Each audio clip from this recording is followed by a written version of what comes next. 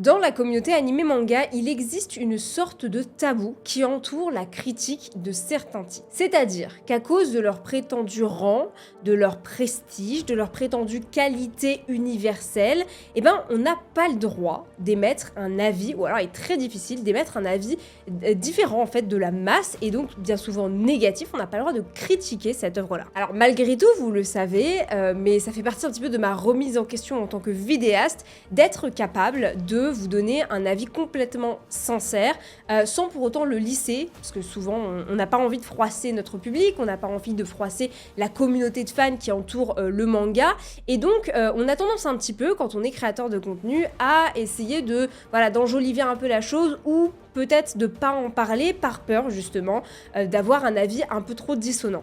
Et j'ai envie vraiment de pouvoir vous dire clairement et simplement mon avis sur certaines œuvres, même s'il est négatif. J'avais déjà émis une critique un peu négative sur certains mangas en particulier qui sont difficilement critiquables. Vagabond, attention. Donc dans cette optique-là, je vous fais cette vidéo aujourd'hui pour vous parler de mon avis sur Bonne Nuit Poun Poun. Alors, Bonne Nuit Poun Poun, c'est un manga qui a quand même voilà, une place assez particulière au sein de la communauté manga, on va pas se mentir. Manga plus qu'animé, vu que il n'y a jamais eu d'animé, bien sûr. Mais je tiens quand même à préciser que je ne suis pas là pour descendre le manga. Je suis là simplement pour vous donner mon avis, qui n'est pas, entre guillemets, celui de la majorité, donc qui va être un petit peu différent de ce que vous avez l'habitude d'entendre, sans pour autant tomber dans le cliché de la mauvaise foi en disant que c'est nul, c'est nul, c'est nul, c'est nul. Voilà, hein, je suis quelqu'un quand même... J'arrive quand même plus ou moins à faire la part des choses, je reconnais un certain nombre de qualités, comme je reconnais aussi un certain nombre de défauts qui ont fait que je n'ai pas apprécié ma lecture de Bonne Nuit Poun Poun. Et je précise également que mon avis se fait sur la totalité du manga. J'ai lu du tome 1 au tome 13 de Bonne Nuit Poun Poun, et donc je peux vous donner un avis complet sur l'œuvre, hein, vraiment, il n'y a pas de « j'ai commencé puis j'ai pas terminé », non. Là, je peux vous dire concrètement ce que j'ai pensé de l'œuvre dans son entièreté, dans sa globalité. Et dernière précision, avant qu'on attaque cette critique de Bonne Nuit Poun Poun, il faut savoir que j'ai lu cette œuvre de Inyo Asano dans un contexte un peu différent de d'habitude, c'est-à-dire que ce n'est pas un manga que j'ai connu grâce à la communauté manga, c'est pas un manga que j'ai connu d'abord par sa hype sur les réseaux sociaux, mais bien parce que mon mari me l'a conseillé. Voilà, tout simplement. Donc depuis qu'on est ensemble, il me parle de Bonne Nuit Poun Poun en me disant « Mais Inès, il faut que tu lises cette œuvre, il faut absolument, voilà, que tu la lises. » Et donc, bon, à un moment, je me suis dit, écoute, oui, je vais la lire, ton œuvre. Finalement, il m'a fait que des très très bons choix de manga, il m'a fait que de très bons conseils. Kingdom, j'ai lu grâce à lui, Maggie, j'ai lu grâce à lui. Donc je me dis, écoute, même si sur le papier, je suis pas sûre que ça soit pour moi, je veux bien tenter l'aventure. Et donc, c'est de ça dont on va parler aujourd'hui, et de pourquoi, finalement, Bonne Nuit Poun Poun, c'était pas fait pour moi. C'est parti.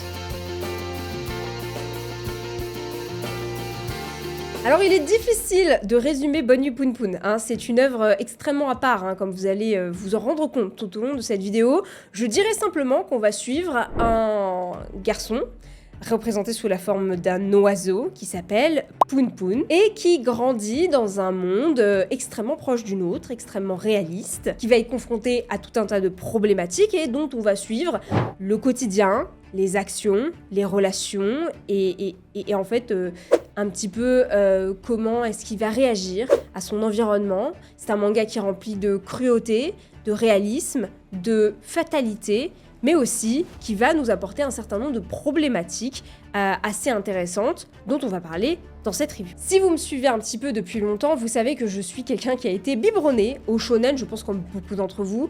Donc j'ai été biberonné aux esthétiques très fantastiques, presque magiques, et donc aux esthétiques shonenesques. Vous voyez ce genre de manga où il y a toujours de... ça pue le sentiment positif, voilà, ça c'est ma cam, voilà. Et donc forcément, lorsque je suis confrontée pour la première fois au style de Asano, donc l'auteur de Bonne Nuit Poun Poun, je suis un petit peu déroutée, un peu déstabilisée, on va pas se mentir. Puisque, dans un premier temps, Inyo Asano, c'est quelqu'un qui a un style de dessin extrêmement cru. On va retrouver énormément de fonds très très détaillés, de mise en scène très froide, quasi documentaire. On a vraiment cette impression que Inyo Asano, il a posé une caméra quelque part, et que, en fait, nous, en tant que spectateurs, on voit ce qui se passe, et qu'on regarde, en fait, on suit le récit de Bonne Nuit Poun Poun à travers une caméra figé, statique, qui va juste suivre nos personnages sans jamais réellement changer d'angle ou du moins ne pas rentrer en profondeur dans ce qui va réellement se passer. Et ça, c'est aussi dû au fait que le mangaka, il a une approche très réelle, très photographique pour son manga. C'est-à-dire qu'il va s'appuyer sur des photographies du monde réel, hein, de parcs, de gares, d'écoles, etc., pour ensuite les retravailler et nous proposer sa version finalement de la société japonaise dans Bonu Pun Pun. Donc il y a cet effet très photographique, un effet qui va rendre le manga, selon moi, assez figé, très contemplatif. Je suis quelqu'un qui a vraiment beaucoup de mal avec les mangas contemplatifs. Il faut vraiment que le fond m'interpelle, que les personnages matchent avec moi pour que je puisse réellement aimer un manga dit contemplatif. Ces mangas où on va vraiment juste, comme son nom l'indique, contempler, juste rester face à quelque chose et pas forcément, pas forcément prendre parti, pas forcément entrer dans le délire, mais plus subir un petit peu notre lecture. En plus, Bonu Pun Pun, pour ne rien arranger, c'est un manga extrêmement verbeux. C'est un manga qui parle. Il y a énormément de textes, au point où à un moment, je me suis dit, mais il se fout de ma gueule, Inyo Asano, pour le coup. Et en fait, le problème, au-delà de ça, c'est que c'est rempli de monologues extrêmement désagréables. C'est rempli de moments de dialogue extrêmement cru, extrêmement sombre parfois, mais vraiment, c'est horrible parfois parce que c'est déprimant. Il y a beaucoup de dialogues ou de moments où nos personnages se parlent et tu te dis mais pourquoi je m'inflige ça en fait ? C'est fatigant. Donc j'avoue que c'est pas forcément un point positif pour l'œuvre dans le sens où je trouve que ça ralentit énormément la lecture. Il y a quelque chose de très pesant finalement dans le manga. Et on a évidemment ce contraste que je peux pas laisser de côté avec un monde réaliste, réel, puisqu'on s'appuie vraiment sur notre monde à nous, notre société à nous, en tout cas celle japonaise, et le fait que notre protagoniste soit un oiseau. Alors, ça, sur le papier, c'est une idée de génie. C'est vraiment intéressant de partir du principe que ton protagoniste, ton personnage principal, va être représenté sous la forme d'un oiseau. Mais personnellement, ça a plus créé, avec le temps, de la distance entre moi et les personnages, et notamment Pun Pun, là où je peux totalement comprendre, enfin en tout cas entendre, on pourrait me dire, finalement, c'est une manière de s'identifier au personnage principal, c'est une manière de réussir à casser un petit peu cette barrière invisible entre nous et les personnages de notre récit, et de plus s'investir dans la lecture. Mais moi, ça a vraiment eu l'effet complètement inverse. Pourtant, au début, ça commençait très bien, parce que dans les 2-3 premiers tomes de Bonu Pun Pun, on suit l'enfance de Pun Pun. On suit vraiment son âge enfant, il est jeune, je crois qu'il est à l'école primaire, peut-être au collège maximum, et on suit cette période de la vie qui est finalement beaucoup symbolisée par une certaine naïveté, une certaine innocence, l'innocence de l'âge enfant finalement. Quand tu as, une dizaine d'années, même pas, tu ne t'attends pas à ce qu'un enfant fasse des choses mauvaises, qu'il se confronte à des thématiques dures, crues, sombres, etc.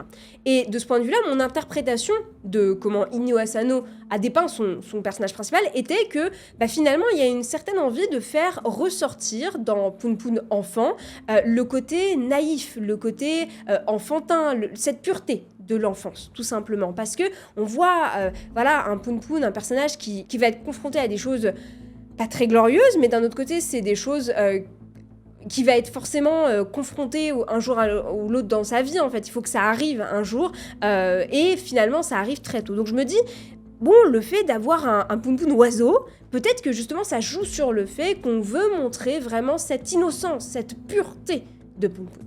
Sauf que je me suis rendu compte que le mangaka, il me menait un petit peu en bateau. C'est là où, à partir du tome 4, du tome 5, où on entre plus dans l'âge adolescence, puis dans l'âge adulte, le monde du travail, les relations intimes, là, je me suis dit, en fait, le mangaka, il m'a regardé droit dans les yeux, il m'a dit « Tu croyais ?» Non, en fait, c'est pas ça. Donc, j'ai bien aimé les 3 premiers tomes pour cette raison, parce que je trouve que ce parti pris était cohérent, était intéressant, et c'était un pari gagné pour moi sur la partie de l'enfance finalement. Mais plus on avance dans le récit, plus cette figure oisive me dérangeait. Me dérangeait parce qu'on se retrouvait face à un Pun Pun qui finalement commençait à être pleinement conscient de ses actes, de son comportement, et son comportement qui est malheureusement parfois douteux, parfois mauvais, parfois il fait des choses que tu dis mais non, c'est pas comme ça que la vie elle fonctionne en fait, tu peux pas faire ce genre de choses. Et là ça a vraiment créé une barrière Tu vois, ça a renforcé cette distance entre Poun Poun et moi, et c'est une des raisons pourquoi j'ai pas réussi à m'investir surtout complètement dans ce récit. Malgré tout, c'est quand même un move que j'ai apprécié. Finalement, c'est bizarre à dire, mais j'ai apprécié être mené en bateau par l'auteur. J'ai apprécié qu'ils me disent, mais tu as cru ça, mais en réalité, c'est différent. C'est pas exactement ça. Il faut que tu ailles creuser un peu plus. Et je trouve que de ce point de vue-là, Inyo Asano a vraiment un concept, une approche du lecteur qui est très intéressant. Alors, ce côté oiseau dans Bonne Nuit Poun Poun, il va évidemment être un symbole de l'identité graphique, visuelle de Inyo Asano. Mais on va pas se mentir, c'est quand même un des points les plus polémiques, les plus controversés de Bonne Nuit Poun Poun. Quand j'en parle avec des gens de la communauté manga, le truc qui ressort le plus, même pour des gens qui ont adoré ce manga, c'est le fait que, bon, l'identité visuelle, elle est un peu à double tranchant. Soit t'aimes beaucoup, soit pas du tout. Voilà, c'est un peu un truc à double tranchant. Donc il y a cet aspect où tu as des personnages qui sont dessinés avec des têtes un petit peu grosses, je trouve, par rapport au corps. Il y a un côté un peu disproportionné où tu sais pas trop bien si c'est fait exprès ou si c'est juste, c'est son style, tu vois. Après, pour avoir jeté un coup d'œil à ses autres mangas, je trouve qu'on le voit beaucoup plus, notamment dans Dead Demon Dead Destruction, son autre série longue, où il y a vraiment cet aspect grosse tête, petit corps. C'est un peu perturbant, tu vois. Et au-delà de ça, alors encore une fois, c'est très personnel, mais je trouve que plus on avance dans Bonne Nuit Poun Poun, plus il y a cet aspect un peu enfantin qui colle au corps de nos personnages alors qu'ils sont adultes. Et moi, ça m'a vraiment créé un profond malaise selon les sujets et les thématiques abordées, parce que j'étais en mode, mais ce sont des adultes, mais leur corps ne retransmet pas autant cette vibe adulte que j'aurais imaginé. Du coup, ça crée une sorte de dissonance bizarre que j'aime pas trop. Voilà. Il y a vraiment un malaise énorme qui se crée lorsque je lis Bonne Nuit Poun Poun. Et ce malaise, il est aussi et surtout dû à l'ambiance générale du manga qui, en réalité, s'appuie littéralement sur ce concept-là.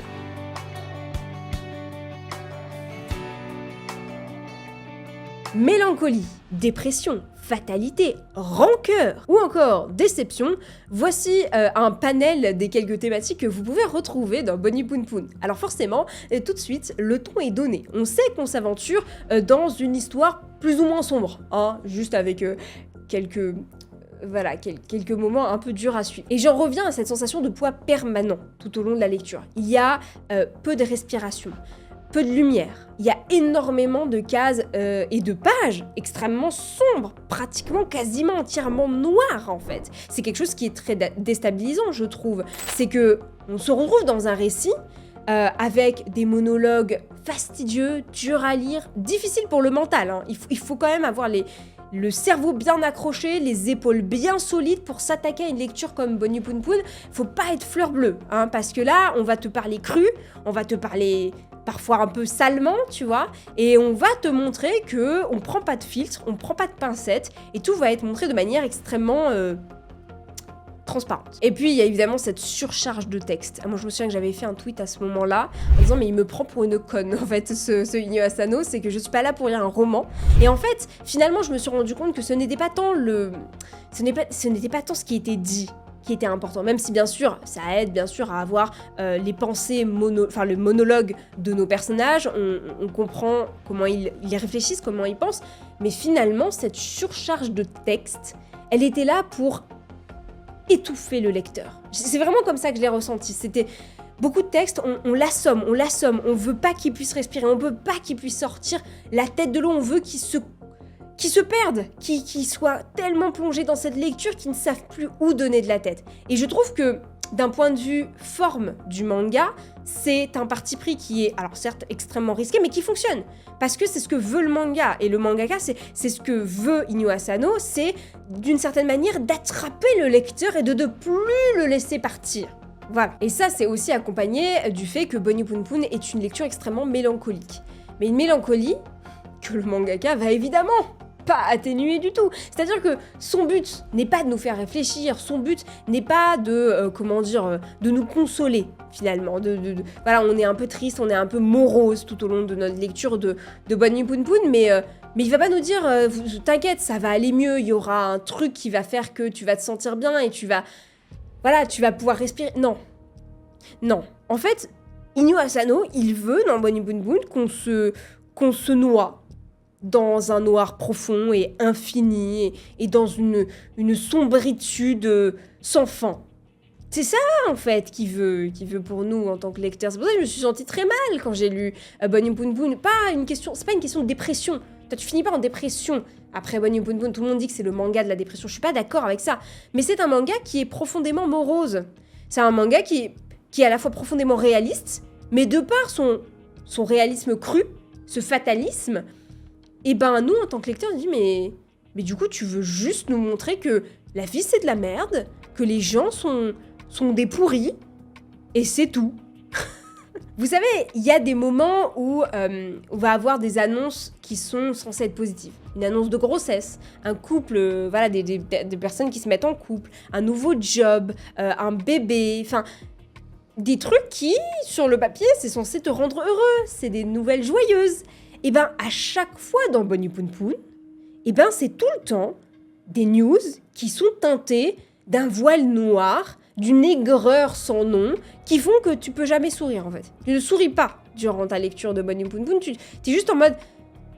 il fallait qu'il y ait un truc pour gâcher ce moment, finalement. Il n'y a pas une once de bonheur. On ne laisse pas la place à la joie dans Bonnie Poon Poon. Ça n'existe pas. C'est même quand tu penses que ça va arriver, non, l'auteur t'attrape par la veste et te dit « Non, c'est pas comme ça que ça fonctionne. » Et donc, on en arrive au fait que Inyo Asano, dans Bonnie Poon Poon, il ne dépeint aucune morale. Il n'y a pas de morale. Ça n'existe pas dedans. C'est-à-dire qu'il n'y a pas de réponse aux comportements, aux agissements, aux actes de Poon Poon. Il n'y a pas de solution miracle aux problèmes posés par le manga. Il n'y a pas de oui mais. Il y a simplement un auteur qui veut te montrer ce qui se passe, qui veut te montrer des relations qui vont se faire puis se défaire, qui vont te montrer des actes qui vont être faits puis peut-être être regrettés ou peut-être être assumés. On te montre des faits. C'est très terre à terre en fait, Bonnie Poon Poon. C'est quelque chose d'extrêmement factuel. Il se passe ça. Mais par contre, on te dit pas comment tu dois te sentir. On te dit pas ce que tu dois penser de la situation ou des personnages. Donc t'en viens à un moment, si tu veux, vu que t'es pas guidé par l'auteur, qui ne te donne aucune piste de réflexion, finalement, il te dépeint juste une situation et à toi de réfléchir de ta propre manière, selon tes propres valeurs, principes, à ce que tu penses des personnages. Mais en fait, à un moment donné, plus la lecture avançait, plus je me dis, mais il n'est pas possible d'avoir un avis tranché de Bonnie Poon Poon. Sur aucun des personnages, sur aucune des situations, il est possible que vous me regardiez dans les yeux et que vous me disiez, je pense exactement ça, c'est-à-dire je pense que cette situation est mauvaise parce que ceci, ou cette situation est bonne parce que cela, je valide cet acte-là et je ne valide pas cette parole-là. Non, c'est impossible. Je vous mets au défi de me dire de A à Z qu'un truc est entièrement, foncièrement mauvais ou qu'un truc est entièrement, foncièrement bon. Bonnie Poon Poon, c'est un manga qui est extrêmement nuancé, qui va tout le temps te montrer une pièce, le revers de sa pièce et tout le contexte autour de cette pièce. Voilà. En fait, il y a matière à discuter et à discuter et à discuter et à débattre sur chacun des personnages et sur chacune des situations. Et c'est excellent. C'est excellent de pouvoir pondre un manga comme ça, mais c'est aussi très perturbant. Parce que je veux dire, en fait, si vous voulez, je me suis retrouvée devant ce manga en me disant, mais je suis pas là pour lire la vie. Je veux dire, la vie, je la vis. Au quotidien, je rencontre des gens. Je suis confrontée à des gens qui vont faire des actions que je vais trouver bien, puis que je vais trouver mauvaises, puis que je vais trouver des comportements illogiques, ou... J'ai pas besoin qu'un manga me montre ça, en fait. Je suis au courant que ça existe, je la vis, la vie. Vous voyez ce que je veux dire? Et c'est intéressant parce que en me renseignant un petit peu sur le mangaka, je me suis rendu compte que Inyo Asano, il dit que dans Bonnie Poon Poon, il y a des choses qui font du sens. Il y a des explications, il y a quelque chose qui s'explique concrètement de pourquoi est-ce qu'il a amené le personnage à agir de telle manière. Et il y a d'autres choses qui n'ont pas de sens, qu'il faut pas chercher. Il a dit lui-même, il y a des choses qui n'ont pas de sens. Tu vois, et c'est comme ça, et c'est ok. Et je trouve que c'est bien de l'assumer, Et notamment, un exemple qui, en tout cas celui qui me vient en tête, c'est cette forme supérieure de spiritualité qui est représentée comme cette personne-là. Au début, je me dis, mais c'est qui ? C'est quoi ? Qu'est-ce qu'on veut nous dire avec ce personnage ? Mon interprétation personnelle est que c'est une forme de matérialisation de la conscience de Poun Poun. Vous savez, grossièrement, il y a ce délire de... on voit ça souvent dans les films, dans les séries, etc. T'as la représentation de sur tes épaules, tu as un ange et un démon. Tu vois ? Tu as quelqu'un qui va te dicter, ou en tout cas qui va te pousser à faire le mal, et quelqu'un qui va te raisonner. Pour moi, cette forme de spiritualité dans Poun Poun, c'est l'incarnation de la conscience malveillante de Poun Poun, qui va tout le temps le pousser à faire les mauvais choix, ou à se sentir mal, ou à se sentir mauvais, enfin... Et en fait, il n'y a pas cette représentation angélique, il n'y a pas cette once de bonheur dont je vous parlais tout à l'heure, il n'y a pas de place à la lumière et à l'espoir. On a l'impression que Asano, il a juste supprimé la morale de Poun Poun, et qui lui fait simplement faire des choses qui, sur le papier, sont moralement mauvaises. Et on en vient au dernier point qui est très important dans cette ambiance du manga, basé sur ce malaise, c'est l'absurdité. Le mangaka utilise l'absurdité comme rempart à la réalité, comme une carapace. C'est-à-dire que moi j'ai souvent entendu dire que Bunny Poun Poun c'était une manière d'exagérer, on exagère les comportements, on exagère la toxicité des gens, on exagère la malsainité, désolé je sais pas si ça se dit mais le côté malsain des gens, la face sombre, mais non, ça c'est ce concept d'absurdité que l'auteur utilise pour te faire croire qu'en réalité, tout ça, c'est un peu exagéré. En vrai de vrai, les gens sont pas aussi noirs ou blancs, ou ne sont pas aussi méchants ou gentils, ou tu vois. Non, en réalité, Poun Poun est probablement le manga que j'ai lu qui se rapproche le plus d'un certain réalisme, d'une certaine fatalité humaine. Je ne trouve pas que ça soit exagéré. Par contre, je trouve que oui, l'auteur a cette fâcheuse habitude de mettre nos protagonistes dans des situations toutes plus rocambolesques les unes que les autres, mais qui pourtant sont réalistes et peuvent arriver. Mais malgré tout, ça fait qu'on a du mal. Moi, j'ai eu du mal à m'attacher au personnage. Donc on a Poun Poun. Poun Poun, c'est un petit garçon qui va évoluer, qui va être confronté à tout un tas d'événements, disons-le, traumatisants. Mais pas irréaliste pour autant. C'est-à-dire que il a déjà des parents qui ne s'entendent pas, qui ne se blairent pas, une mère qui est remplie de rancœur et de ressentiment à son égard, un père absent mais surtout qui a perdu sa place, et puis ensuite il se retrouve finalement très vite confronté au suicide, à la mort, à des esprits sectaires, et puis il se retrouve dans une relation toxique, presque aussi toxique que ses parents, avec Aiko, qu'il aime, mais qui finalement lui fait peur. Hein. Donc c'est très bizarre cette relation qu'ils ont tous les deux. Et tout ça va avoir pour conséquence sur Poun Poun qu'il ait une relation très conflictuelle, très particulière avec les femmes à l'âge adulte, hein, et aussi à son rapport à son corps. À son rapport à la sexualité. Poun Poun, c'est donc un petit oiseau, et donc ça va appuyer le fait qu'à chaque fois qu'on va avoir des scènes relatives à sa sensualité, à sa sexualité, c'est très gênant. Mais je pense que si ça avait été finalement représenté par un être humain, ça nous aurait encore plus troublés. Finalement, c'est peut-être aussi une manière pour l'auteur d'atténuer finalement un peu ce côté. Ouais, c'est bizarre quand même ce qui se passe. Hein. Mais ça montre quand même que Poun Poun, il a de véritables problèmes avec son corps, il a de véritables problèmes dans ses relations amicales, amoureuses, professionnelles. Il n'y a rien qui va en fait dans les relations de Poun Poun. Il n'y a rien qui va dans sa manière de concevoir son corps et sa sexualité, sa vie amoureuse, mais aussi de concevoir celui des autres et celle des autres. Et la manière dont il va réagir à tous ces enjeux-là va profondément le rendre détestable. Mais, encore une fois, pas irréaliste. Ce que je vais dire va être peut-être un peu contradictoire, mais je trouve Poun Poun détestable, mais je ne le déteste pas. Tout simplement parce que le manga me montre bien que, même s'il a son comportement bien à lui, c'est pas un comportement sorti de nulle part. C'est un comportement qui va être amené grâce à un cheminement et qui va expliquer, pas justifier, mais expliquer pourquoi est-ce qu'il en arrive à penser comme ça et à faire ce qu'il va faire, à avoir les paroles qu'il va avoir et penser ce qu'il va penser. Donc Asano, il ne va pas atténuer ou justifier le comportement de Pounpoun, mais bien réussir à prouver au lecteur que non, Pounpoun c'est pas juste un détraqué. C'est pas un détraqué. Pounpoun c'est quelqu'un qui peut exister dans la vraie vie.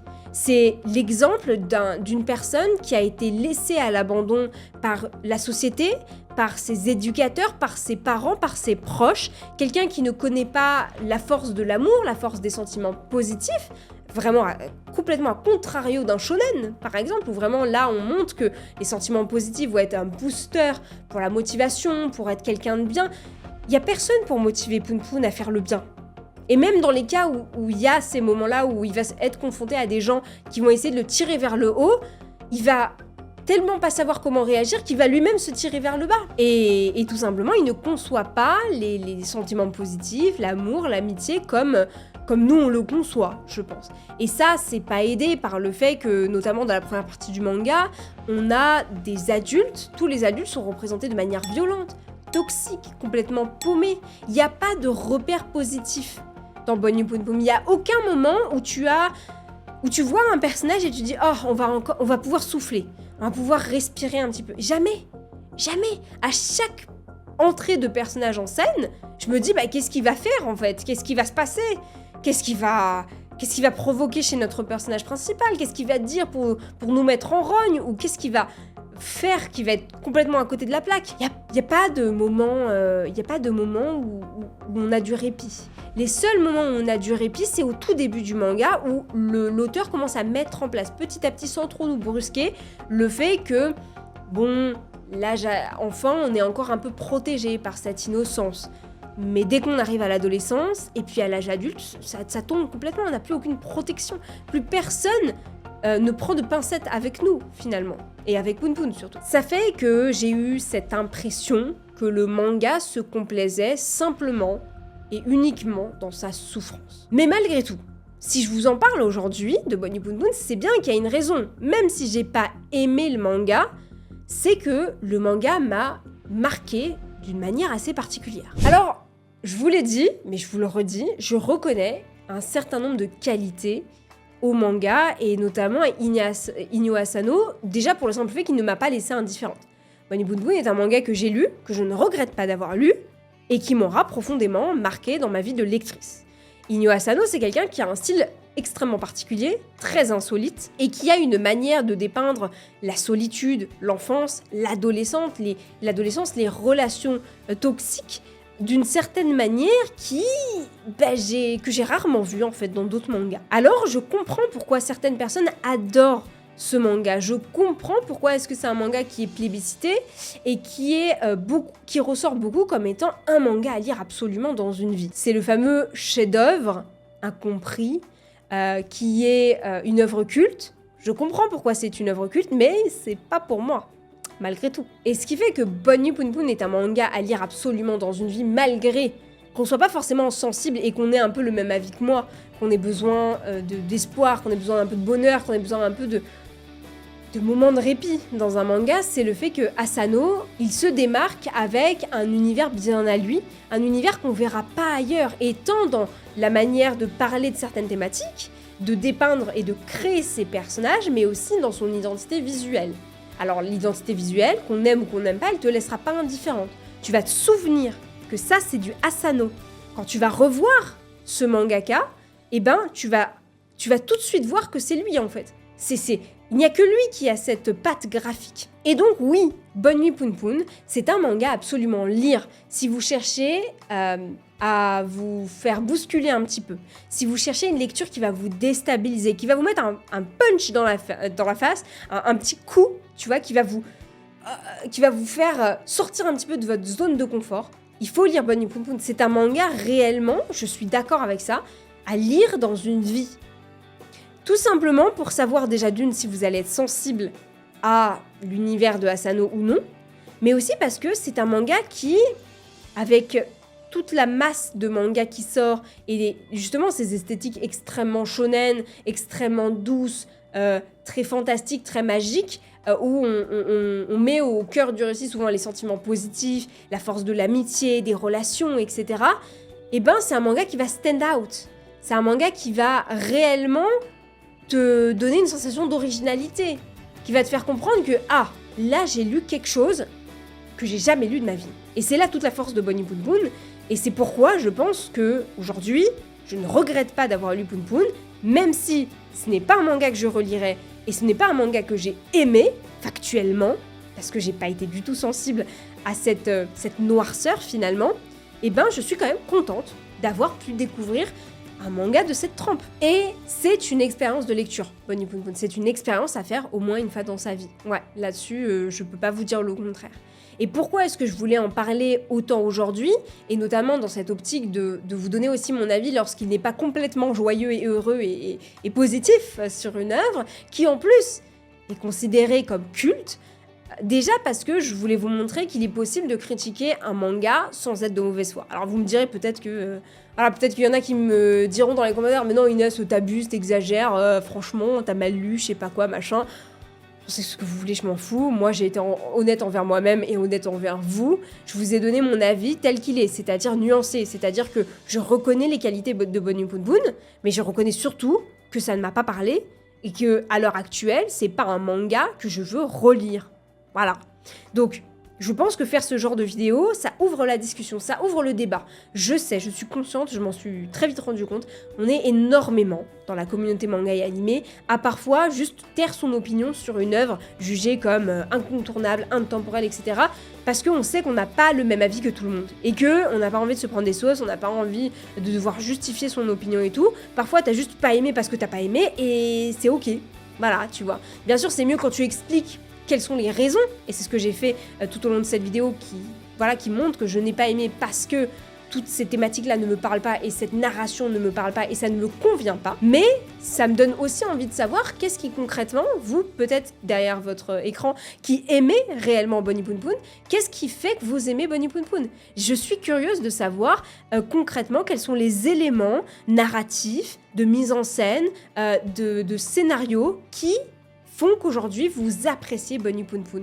Et donc je vous invite évidemment à le mettre dans les commentaires et on en parlera, on en discutera, ça ouvrira le débat et c'est vraiment tout l'intérêt de la vidéo.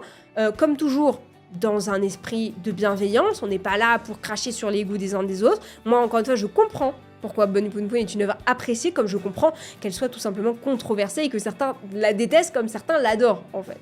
Donc voilà, c'était mon avis sur Bunny Poon Poon. Encore une fois, je ne regrette pas de l'avoir lu. Mais vous voyez, c'est particulier parce qu'en fait, moi, j'ai lu Errance du même auteur que j'ai beaucoup aimé. J'ai gardé un très bon souvenir de Errance. Mais Bunny Poon Poon, ça ne m'a pas parlé. C'est trop sombre, c'est trop horrible, c'est trop cru, c'est trop réel.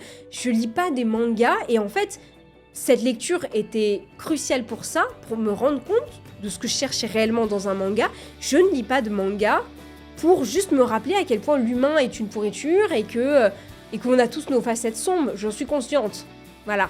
Donc, bon, c'est aussi quelque chose qui joue en faveur de Poon Poon, c'est-à-dire que ça m'a fait réaliser aussi ce que je cherchais dans un manga et ce que je ne veux pas voir dans un manga. Voilà les amis, c'est tout pour cette vidéo, j'espère qu'elle vous aura plu. Je vous invite évidemment à mettre vos retours dans les commentaires, que ce soit sur le format, mais surtout sur Bunny Poon Poon, et je vous dis à très vite pour de prochaines vidéos. Ciao!